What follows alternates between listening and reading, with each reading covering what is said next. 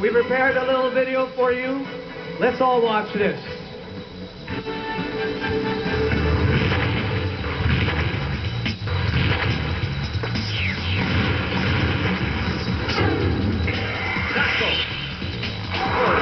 This was definitely against much more than Castro faking, going inside hard.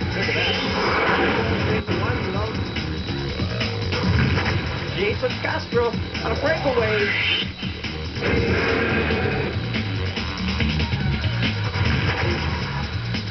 On the break, Castro goes straight to the hole.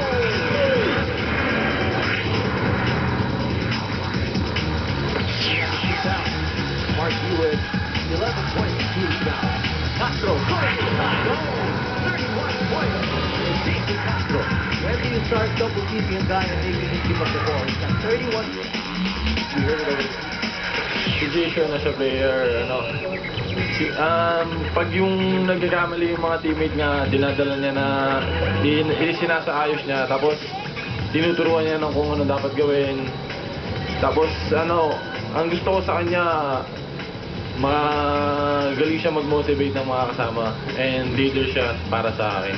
Si Jason as a player, no, talagang masarap siyang ma-handle dahil yung kanyang dedication, hard work, at saka yung kanyang ambisyon para ma-improve yung kanyang basketball skill para mapunta siya sa another step, sa another level para sa kanyang basketball career. Talagang nandoon. Saka bilang leader namin, talagang lagi siya nagpapakita ng magandang halimbawa.